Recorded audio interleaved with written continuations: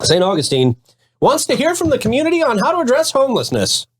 Oh, they're going to send something in the mail. I love this. We're going to make fun of them about surveys every single time. You have to. Something has to happen like this. Troy, you'll be able to offer us some insight on this, I'm sure.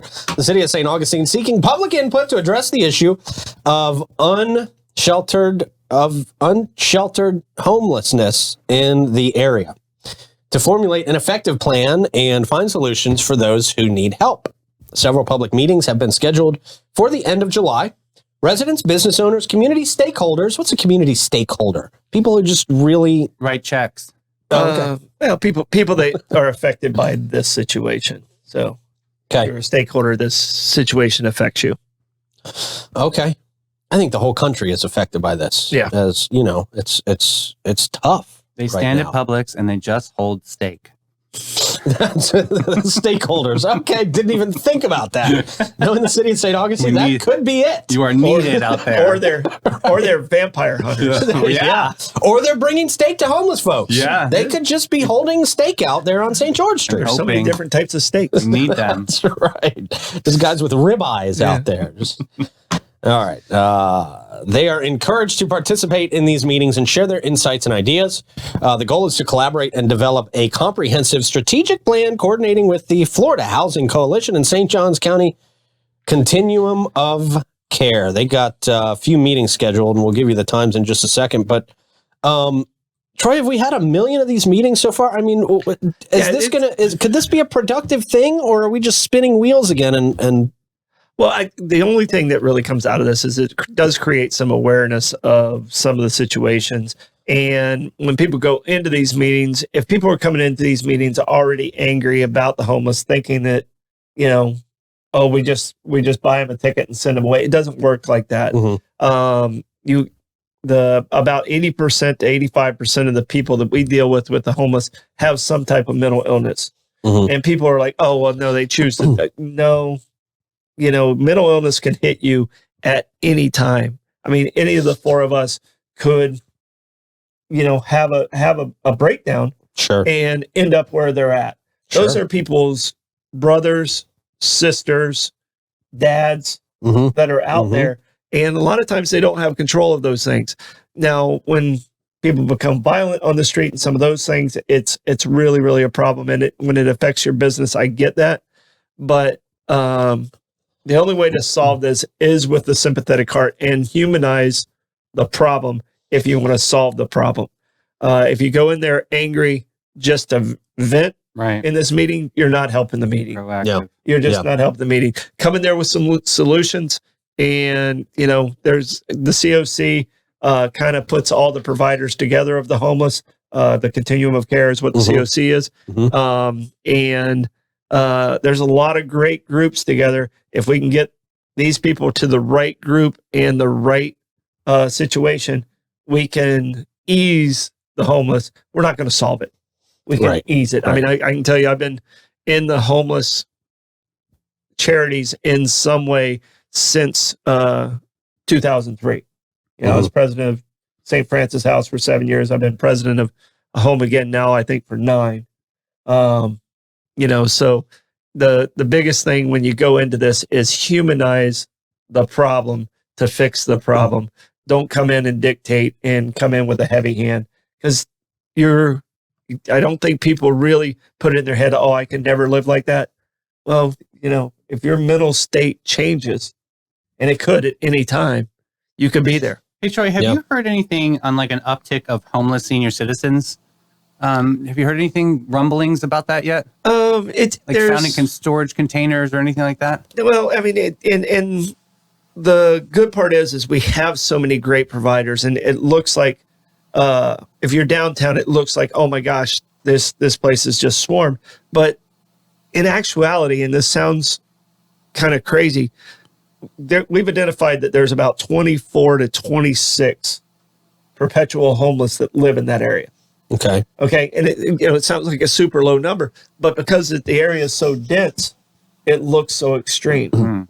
Okay. If San Francisco said we had 24, they'd be like, "Oh my gosh, that's like one. Right. That's like half a block." Right. But, we've got a concentration of folks in one area. Yeah. But if you actually do an actual head count, it's only about 24 to 26 that's consistently in that one space. Yeah. Now we have probably close to 1,500 around the entire county. A lot of them live in camps and different things when we do the point in time.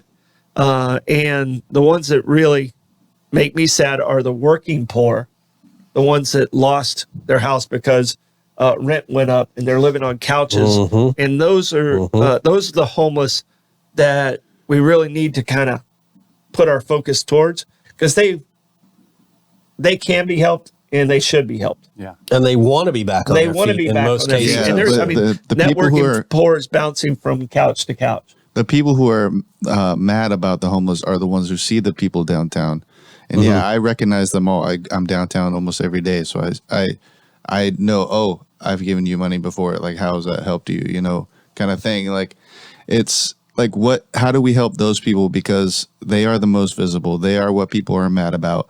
It's not the other people are able to be helped. Yeah, you know, Clay, those are the people who need the mental health support. The ones that we see, but they're not willing to do it. Yeah, well, and what I tell people is don't give them cash. You give them food. You know, if you want to give them food, if you want to feel good about it, if you want to help them, give to an organization like St. Francis, like Home Again, like Catholic Charities, something where that money gets extended. Because if you give them cash, you might give them the last $5 of their life because they go out and, you know, buy a drug that ends up We've talked about this before. And just don't do that. Yeah, and I see a lot of them strung out at night after they've gotten that cash, out there. And that's exactly it. So you don't want that. So I've stopped giving them cash. I'll give them, like, if I have a leftover burger or something, I'll toss them to them. But, it's like, how do we help those people, because that's what people are angry, not the people who you don't see, because those are the ones who are able to get the support and that's who it helps. And the other thing we need to do is we got to make medications a little better, because people that are bipolar or schizophrenia, it makes you feel very lethargic and bad. It just kind of makes you feel sick all the time. So people don't want to take those medications? Well, what happens is they take the medication and they get imbalanced, but then they feel okay and they're like, oh man, this is making me sick. Because they get their brain back, and then it's like, oh, this is just making me sick. So they stop taking it. Yeah. So, I mean, some of the individuals you'll see, we have found homes for and stuff like that. Like the guy, a lot of people call the karate guy, that you see, who's always talking to. We've found him homes twice. And when his head's right, he doesn't feel well. And the places we end up putting him, there's some people that are questionable in their life choices too. And he's not that guy. He's a good guy. Yeah. But he's mentally not, he can't stay on the medication. So just, I mean, to solve the problem, we have to look at it as a humanized problem, not just, don't look at them as a piece of garbage that you're going to throw away or take to wherever you need. That you just want to get out of sight. Yeah. And if they do have family and the outreach program that the city has, if they do have family somewhere else that can help them, we have a program that will buy them a ticket to get to their family. Okay. So it's not like there's not programs out there to kind of get them to where they need to be, but there's a lot of good programs out there. It's just, there's a lot of families that have abandoned them though. Just don't come at it with an angry heart. Oh yeah. So. Now, Troy, will you guys with Home Again be attending any of these particular meetings, or have you guys? I mean, you guys have talked to the city. You guys are constantly talking to the city about these things. We partner with the city on a lot of different things, and the city's starting to really step up. So, so they're starting to say, okay, this is affecting our business. This is affecting our quality of life. It's been a long time coming to get to this point. The county helped us with the grant we got for the housing that we're doing on State Road 16. Right. And then the states helped us with the military side of it for the homeless. So there's a lot of really good stuff coming.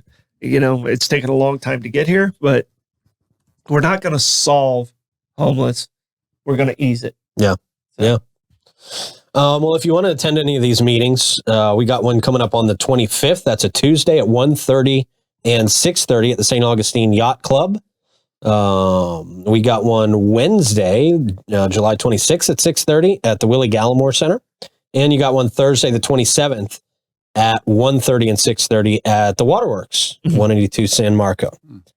So I would encourage you, like Troy said, if you're going to go to any of these meetings, come with solutions. Think about it for a couple of days. Think of what you can bring to the table to make the situation better, not just yelling about the problem. Yeah, right. don't just. I mean, and I'm not saying, if you want to give. I want you to give, but give to organization where the money's really going to help and it's going to be extended. Where you give Home Again $1.